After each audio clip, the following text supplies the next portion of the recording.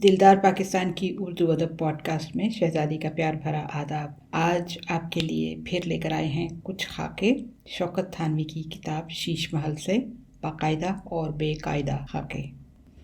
हम शुक्रगुजार हैं ऐसे लिखने वालों के जो अपनी तहरीरों से हमें बहुत सी दिलचस्प हस्तियों से मिलवाते हैं, और वो भी ऐसी शख्सियतें जिन्होंने उर्दू अदब की बहुत परवरिश की, उसे पाला पोसा, उसका बनाव सिंगार किया, उसकी हिफाजत की, उसे हमेशा अकीदत के फूलों से संवारा और सजाया।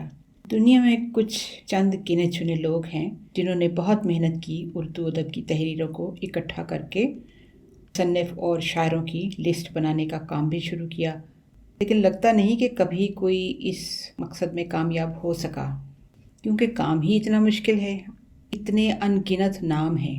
और यूँ भी लिस्ट बनाना वैसे तो बहुत अच्छा ख्याल है, लेकिन मेरे जैसे को उस लिस्ट के हर नाम के साथ उस शख्सियत की एक मुख्तसर तहरीर भी पढ़ने को मिलनी चाहिए। इस तरह नाम भी याद हो जाते हैं और फिर इंसान कोशिश तो कर सकता है कि उनके या उन शायरों और मुसन्निफ़ों का काम ढूंढने की कोशिश कर सके। हो सकता है लाहौर उर्दू बाज़ार में कहीं ना कहीं एक आध किताब मिल ही जाए। पिछले कुछ सालों में इत्तेफाक से मेरा जाना हुआ सिर्फ इस्लामाबाद तक, क्योंकि लाहौर जाना नहीं हो सका, और ना जाने का थोड़ा सा अफसोस भी था क्योंकि उर्दू बाज़ार का चक्कर लग नहीं सकता था। तो किसी ने कहा कि आप रावलपिंडी जाएं, वहाँ पे आपको उर्दू बाज़ार मिलेगा। तो ज़रूर। मुसीबत यह है कि रावलपिंडी जाना कोई इतना आसान नहीं है, और हौसला नहीं था कि इतनी भीड़ में खस्ता ख्वारी करे इंसान। इस्लामाबाद के सेक्टर 10 में जो वहाँ छोटी छोटी दुकानें हैं, है तो शॉपिंग सेंटर ही, लेकिन वो काफ़ी बिखरा हुआ है। वहाँ हर किस्म की दुकानें तो देखी, और ये देखकर तो बहुत खुशी हुई कि कुछ नई किताबों के अलावा पुरानी किताबों की काफ़ी दुकानें हैं छोटी छोटी। और इसी तरह सेक्टर 7 में भी जाना हुआ, तो वहाँ पर भी छोटी सी तंग तंग दुकानों जिनमें किताबें खूब भरी हुई थी। ज़्यादातर खैर इंग्लिश की थी और कुछ उर्दू की भी थी, और नई थी और कुछ पुरानी थी। हैरानगी और अफसोस सिर्फ इस बात का हुआ कि इन दुकानों में ज़्यादातर किताबें अंग्रेज़ी में थी। उर्दू किताबों की सिलेक्शन बहुत ही महदूद थी। वहाँ एक सईद बुक स्टोर है, बहुत ज़बरदस्त दुकान है वहाँ पे आपको काफ़ी किताबें जो हैं, जो कि आपको बाहर कहीं नहीं मिलती, मिल जाएंगी। जाइए, आपको भी अच्छा लगेगा। अगर आपको शौकत थानवी के खाके अच्छे लगें तो ज़रूर किताब ख़रीदिए और पढ़िए।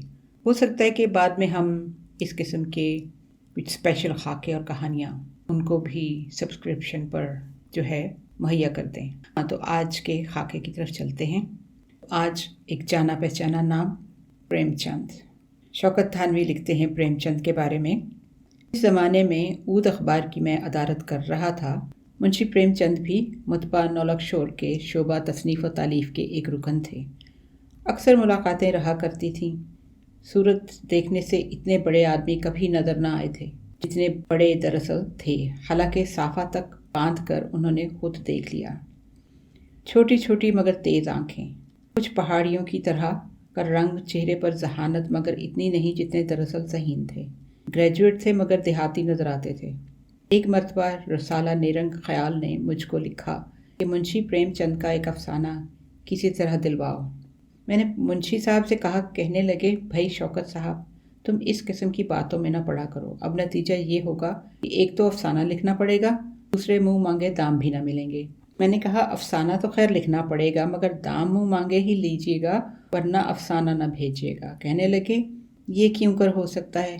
चाहिए तो ये कि दाम ही ना लूँ, मगर इस तरह तुम ज़िंदगी भर के लिए मुसीबत में मुब्तला होकर मेरे लिए भी अजाब बन जाओगे।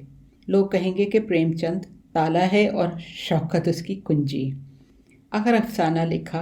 ये भी मैंने खुद किया, इसलिए कि प्रेमचंद जी ने रकम मुकर्रर करने से इनकार कर दिया था। अक्सर मुलाकातें रहती थीं। शर्त सिर्फ ये थी कि ना अपना कोई मज़ाहिया मज़मून सुनाना, ना मुझसे कभी अफसाना सुनाने को कहना। मगर कभी कभी ये होता था कि कागज़ हाथ में लिए, माथे पर ऐनक लगाए, कलम रोशनाई में कर चले आ रहे हैं। अरे भाई शौकत साहब, हज़रत आदम की बीवी का क्या नाम था? अर्ज़ किया। दादी का नाम भूल गए? कहने लगे, यही क्या कम है कि दादा का नाम याद रहा। अर्ज़ किया, हव्वा। हव्वा हव्वा कहते हुए वापस फिर कभी हम पहुंच गए। मुंशी जी, रक्षाबंधन की तारीख क्या है? इसके जवाब में एक पूरा लेक्चर सुन लिया پان کھا لیا، لیمن پی لیا، چلے آئے۔ اود اخبار تک یہ ملاقاتیں رہیں۔ منشی جی بنارس چلے گئے اور ہم اپنے مشاغل میں مصروف رہے۔ پھر ان کا انتقال ہو گیا اور ہم سے یہ بھی نہ ہو سکا۔ یہ تھا مختصر خاکہ شوکت تھانوی کا پریم چند کے بارے میں۔ تو آئیے آج تھوڑی سی پریم چند کے بارے میں ہم بات کرتے ہیں۔ جیسے کہ آپ سب جانتے ہیں، پریم چند مشہور و معروف افسانہ نگار تھے۔ ان کا پہلا ناولٹ 1901 میں منظر عام پر آیا تھا، جس کا عنوان تھا ایک ماموں کا رومان۔ کہا جاتا ہے کہ پریم چند نے 5 سال کی عمر میں گاؤں کے مولوی سے اردو اور فارسی پڑھنی شروع کی۔ آپ کو یہ سن کر حیرانگی نہیں ہوئی؟ آج کل کے مولویوں کو دیکھیں تو ان کے بارے میں تو کبھی سننے کو نہیں آیا کہ وہ بچوں کو ایک بھی زبان سکھا سکتے ہوں یا سکھا رہے ہوں۔ اب تو زیادہ تر قرآن پڑھنا سکھاتے ہیں، لیکن وہ بھی خوش قسمتی ہو تو پورا پڑھ لے بچہ اور سیکھ لے، خاص طور پہ ترجمے کے ساتھ۔ اور اگر قرآن مجید کو ترجمے کے ساتھ واقعی میں وہ سکھاتے ہیں تو پھر ہم یہ کہہ سکیں گے کہ انہوں نے بچے کو عربی اور اردو پڑھنا سکھائی۔ ایسے کام مشکل لگتا ہے نا۔ پریم چند جن کی پیدائش 1880 میں ہوئی، تو ظاہر ہے 1885 کو وہ 5 سال کے ہوئے تو 2 زبانیں سیکھنا شروع کی، اور وہ بھی گاؤں کے مولوی سے۔ معلوم نہیں آج کل کے پاکستان اور ہندوستان کے گاؤں کے مولوی کس معیار کے ہیں۔ بہرحال پریم چند نے 8 سال کی عمر میں انگریزی کی تعلیم بھی حاصل کرنا شروع کی۔ سوچنے کی بات تو یہ ہے کہ اگر بچے کو چھوٹی عمر سے ہی دوسری زبانوں اور تعلیم کی طرف راغب کیا جائے تو مستقبل ضرور سنور سکتا ہے۔ جیسا کہ آپ کو ابھی بتایا کہ پریم چند نے 1901 میں لکھنا شروع کیا، اور اس حساب سے 21 برس کی عمر میں انہوں نے پہلا ناولٹ لکھا۔ اس کے بعد تقریباً 2 سال کے بعد انہوں نے ایک اور ناول لکھا جو کہ ایک اخبار میں ہفتہ وار چھپتا تھا۔ آپ کو ان کے افسانے پڑھنا ہو تو یقیناً آپ کو کتابوں کی دکانوں پر ضرور مل جائیں گے، لیکن ذرا گھومنا پھرنا پڑے گا، کیونکہ پاکستان میں خاص طور پر دکانوں میں آج کل جیسے کہ کہا تھا نا، انگریزی کا زیادہ راج ہے۔ پریم چند کا افسانہ بڑے گھر کی بیٹی کا نام تو آپ نے ضرور سنا ہوگا۔ جس دور میں یہ افسانہ لکھا تھا، تقریباً تبھی سے مختصر افسانوں کو لکھنے کا رواج بنا۔ پریم چند کے چند افسانے جن کو بہت پذیرائی ملی، ان میں سے کچھ نام ہیں: نوک جھونک، پوس کی رات، سوا سیر کے ہوں اور شطرنج کی بازی۔ یہ تھی مختصر بات چیت پریم چند کے بارے میں۔ آپ سے پھر ملاقات ہوگی اگلی پوڈ کاسٹ میں۔ ہمارا ای میل ایڈریس ہے dildarpakistan@hotmail.com۔ Until next time, take care, God bless, اللہ حافظ۔